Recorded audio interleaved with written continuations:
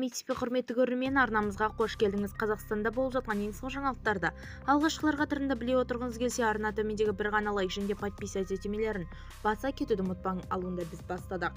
Қазақстанда 2025 жылғы 1 қаңтардан бастап айлық есептік көрсеткіш 6,15%-ға өседі.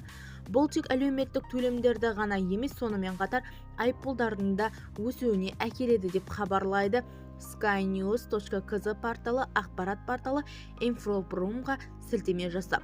Қазіргі таңда АЕК 3692 теңге, 2025 жылғы 1 қаңтардан бастап ол 240 теңгеге өсіп 3932 теңген болады.